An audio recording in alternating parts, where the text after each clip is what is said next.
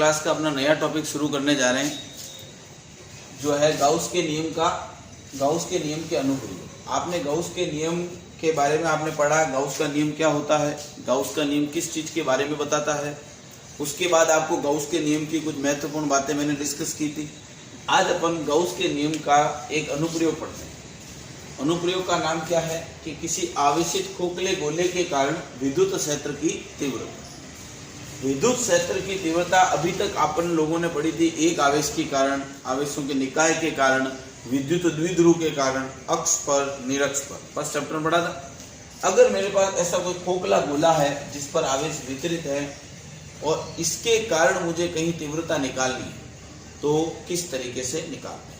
तो इसकी तीन स्थितियां होंगी। सबसे पहले मैं निकाल रहा हूं कहां पर?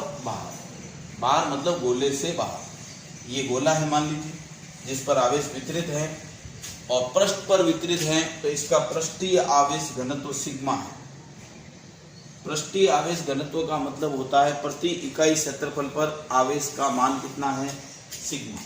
बाहर निकालना चाहता हूं, यहां लिख देता हूं R ग्रेटर देन R। अभी आपको समझ में आएगा ये क्यों लिखा। देखिए, मैं इस गोले, थोड़ा साइड में लिख देते हैं बाहर,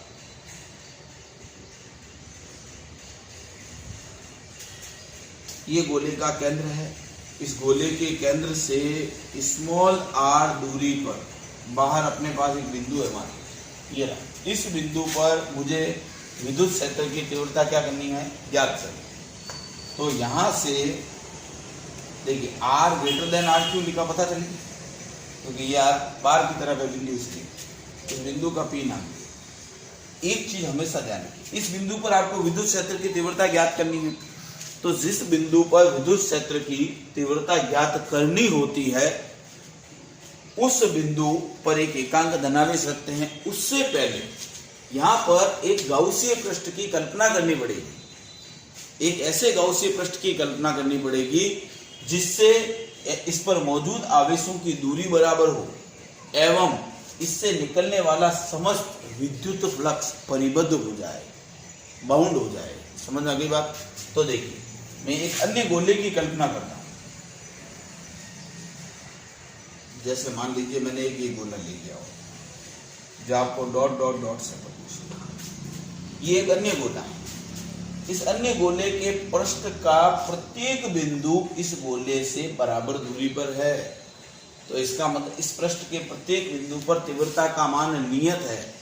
गाउसीय पृष्ठ की परिभाषा में अपन ने यही बात कही थी क्या, कि गाउसीय पृष्ठ किसी आवेशित वस्तु के चारों ओर का एक ऐसा पृष्ठ होता है जिसके प्रत्येक बिंदु पर विद्युत क्षेत्र की तीव्रता का मान नियत होता है, और क्या कि उस आवेशित वस्तु से निकलने वाला समस्त विद्युत फ्लक्स परिबद्ध हो जाए। ठीक है, चलिए, तो ऐसा पृष्ठ हमने ले लिया। अब इस बिंदु पर तीव्रता ज्ञात करनी है, तो इस बिंदु पर अपन एक क्या करते हैं, एक छोटा सा अल्पांश, छोटा सा क्षेत्रफल, जिसका क्षेत्रफल सदिश किधर होगा? पृष्ठ के लंबवत। किसी भी पृष्ठ का क्षेत्रफल सदिश पृष्ठ के लंबवत होता है, ये बात आपको बता रखी है मैंने। इस बिंदु पर एक एकांक धनावेश को लाके रखें, तो यहाँ पर मौजूद आवेश उस एकांक धनावेश के यूं धकेलेंगे, तो यूं जाएगा, तो तीव्रता की ये दिशा हो। E और ds दोनों की दिशा एक है, इसलिए थीटा का मान कितना हो जाएगा? 0। इस बिंदु पर तीव्रता की दिशा यूं है और क्षेत्रफल सदिश भी। तो इतनी बात आप लोगों को समझ में आई कि एक आवेशित खोखले गोले के कारण बाहर तीव्रता ज्ञात कर रहे हैं। इस बिंदु पर अपन एक चारों ओर एक गाउसीय पृष्ठ की कल्पना की, ठीक है, और फिर यहाँ पर एक छोटा सा अल्पांश दिया। अल्पांश का क्षेत्रफल सदिश पृष्ठ के लंबवत, और तीव्रता की दिशा यूं क्यों है? क्योंकि यहाँ अपन ने एक एकांक धनावेश की कल्पना की। चलिए अब आगे बढ़ते। अब देखिए कि अपन इसका गणितीय विश्लेषण देख रहे हैं कि अपन क्या कह रहे हैं कि तीव्रता, तो तीव्रता की दिशा तो हमें पता चली। अब हम यहाँ पर तीव्रता का मान कितना है, वैल्यू कितनी है, वो हम ज्ञात करें। ठीक है, तो सबसे पहले देखिए अपन लिखते हैं कि फ्लक्स की परिभाषा से, फ्लक्स की परिभाषा से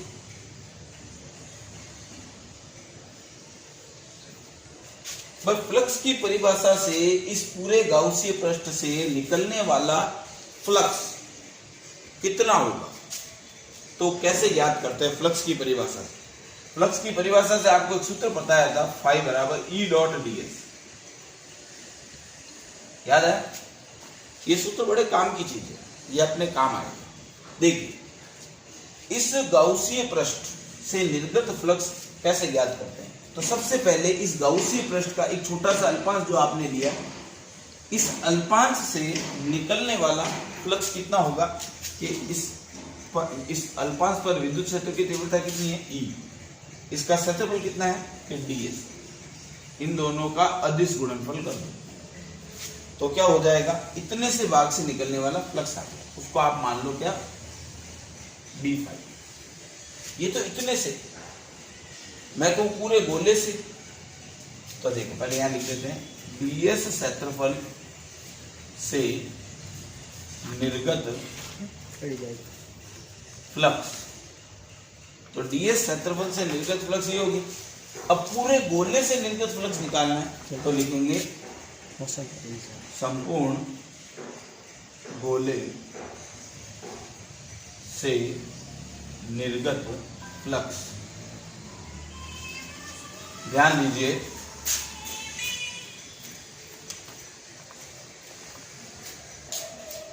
संपूर्ण गोले से निर्गत फ्लक्स कैसे निकालेंगे कि अल्पांश से निकलने वाला फ्लक्स पता है डी पर, पूरे गोले से निकालना है, समाकलन कर देंगे पूरे गोले का, पूरे किसी गोले का संपूर्ण पृष्ठीय क्षेत्रफल कितना होता है, 4 पाई r स्क्वायर।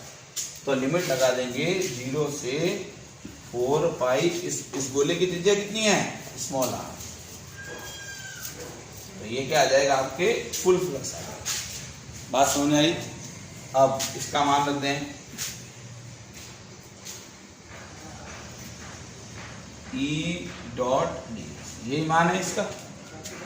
अब डॉट हटेगा तो क्या होगा बेटा, डॉट जब हटता है तो कॉस थीटा आता है, और थीटा क्या है, ई और डीएस के बीच का कोण, ई और डीएस के बीच का कोण कितना है, 0।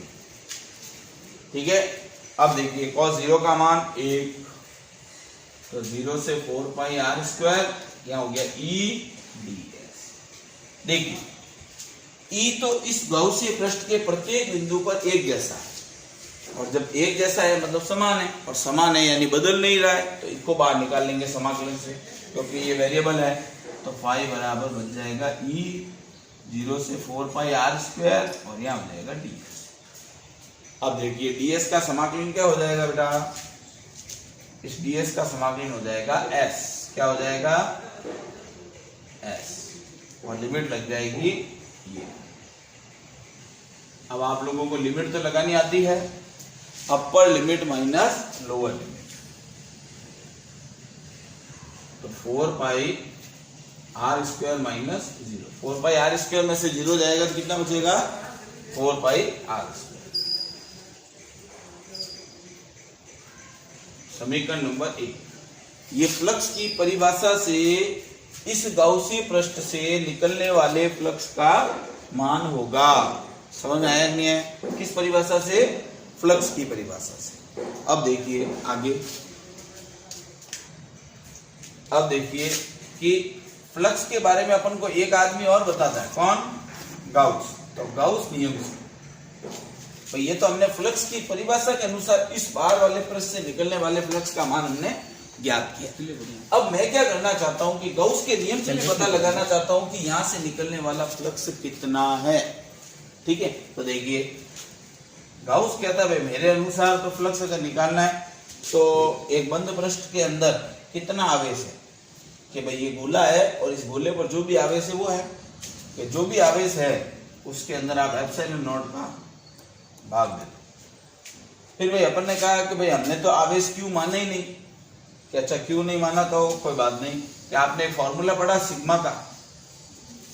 सिग्मा का क्या फॉर्मूला होता है कि आवेश बटा क्षेत्रफल, तो आवेश क्यू, और ये क्यू आवेश कितने क्षेत्रफल पर वितरित हैं, कि इतने पर वितरित हैं, और इतने गोले का पृष्ठीय क्षेत्रफल कितना होगा, 4 पाई कैपिटल R स्क्वायर। कि यहाँ से आप क्यू का मान निकाल लो, सिग्मा इंटू 4πr²। फिर हमने कहा हाँ सिग्मा तो हमने माना था और त्रिज्या भी हमने r दी, तो उसने कहा क्यू की जगह ये मान रख सकते हो, तो फाई बराबर क्यू की जगह मान लिख दिया सिग्मा 4πr²/ε0। समीकरण नंबर आ गया 2। ये किसके अनुसार फ्लक्स आया बेटा? गाउस के नियम से। और ये किसके अनुसार? फ्लक्स की परिभाषा से। दोनों ही फ्लक्स के मान है। समीकरण 1 और 2, तो समीकरण 1 और 2 को आपस में बराबर कर दें, तो E गुणा 4πr² बराबर सिग्मा 4πR²/ε। 4π से 4π कैंसिल, तो E बराबर कितना आ गया बेटा? सिग्मा r², ये बचा हुआ, ये r² को इधर भेज देता ना, ε0 और स्मॉल r। ये विद्युत क्षेत्र की तीव्रता का क्या है? सूत्र है। किसी आवेशित खोखले गोले के कारण गोले के बाहर विद्युत क्षेत्र की